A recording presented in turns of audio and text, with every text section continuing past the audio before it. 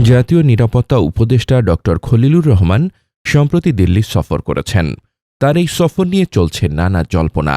ভারতের জাতীয় নিরাপত্তা উপদেষ্টা অজিত দোভাল তাকে কলম্বো সিকিউরিটি কনক্লেভের ৭ম জাতীয় নিরাপত্তা উপদেষ্টা পর্যায়ের বৈঠকে অংশ নেওয়ার আমন্ত্রণ জানিয়েছিলেন।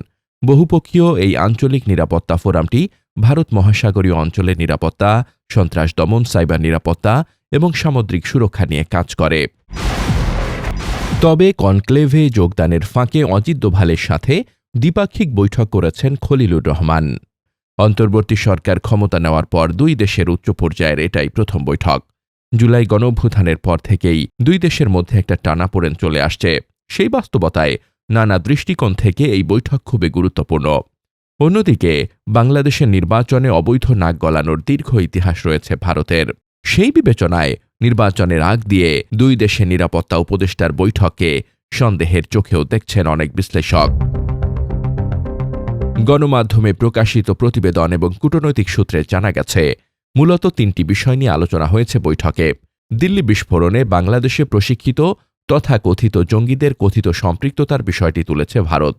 তাছাড়া লস্কর-ই তৈয়বার শীর্ষ পর্যায়ের নেতাদের বাংলাদেশ সফর নিয়ে নিরাপত্তা উদ্বেগ জানিয়েছে তারা।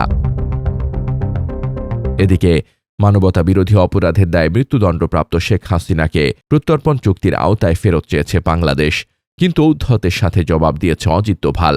তিনি বলেছেন, ভারত মনে করে আওয়ামী লীগকে নির্বাচন থেকে বাদ রাখতে তড়িঘড়ি করে বিচার শেষ করা হয়েছে।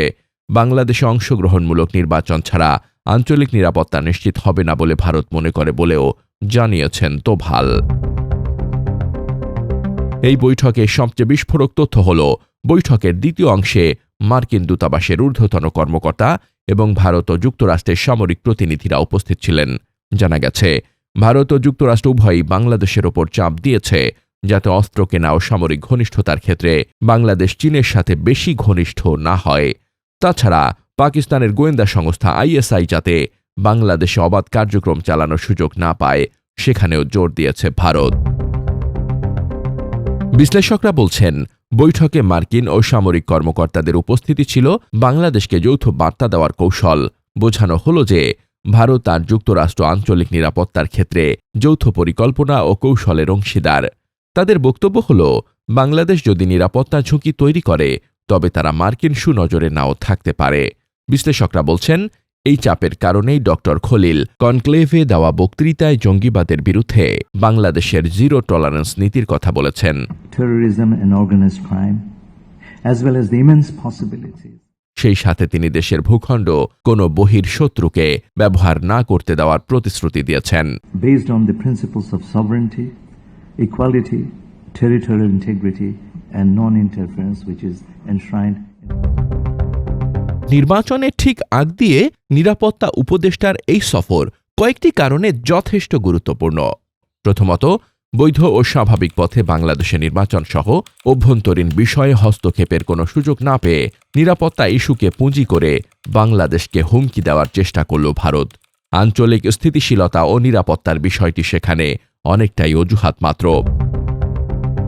দ্বিতীয়ত, ভারতের কেন্দ্রীয় মন্ত্রী রাজনাথ সিং সহ অনেকেই এর আগে বাংলাদেশকে হুমকি দিলেও বাংলাদেশ সেগুলোকে বিশেষ পাত্তা দেয়নি।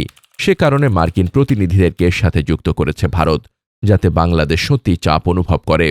এই চাপের মাধ্যমে ড খলিলকে নিরাপত্তা প্রতিশ্রুতি দিতে বাধ্য করা হয়েছে। বিশ্লেষকরা আশঙ্কা করছেন, এই নতি স্বীকার ভবিষ্যতে নির্বাচনী প্রক্রিয়া বা পররাষ্ট্রনীতির ওপর প্রভাব ফেলতে পারে। তৃতীয়ত, শেখ হাসিনার প্রত্যর্পণ ইস্যুতেও চালাকি করেছে ভারত। হাসিনার বিচার প্রক্রিয়াকে তারা আঞ্চলিক নিরাপত্তার সাথে সম্পৃক্ত হিসেবে তুলে ধরেছে। এর মাধ্যমে পুরনো ইচ্ছাটাই আবার তারা প্রকাশ করেছে, সেটা হল আওয়ামী লীগকে বাদ দিয়ে কোনো নির্বাচন তারা দেখতে চায় না।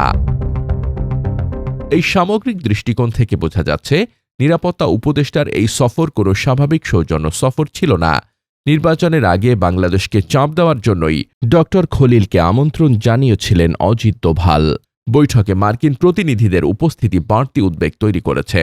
অবস্থা দৃষ্টে মনে হচ্ছে, ভারত তাদের সত্য মিথ্যা মিশ্রিত বয়ান যুক্তরাষ্ট্রকে গেলাতে পেরেছে। এই পর্যবেক্ষণ সত্য হলে বাংলাদেশের আগামী দিনের পথ চলা কঠিন হয়ে উঠতে পারে। তাছাড়া মিডিয়ায় প্রকাশিত তথ্যের বাইরে নির্বাচন কেন্দ্রিক ইস্যুতে ভারতের সাথে ডক্টর খলিলের অন্য কোনো বোঝাপড়া হয়েছে কিনা সেই সন্দেহ থেকে যাচ্ছে মানুষের মনে।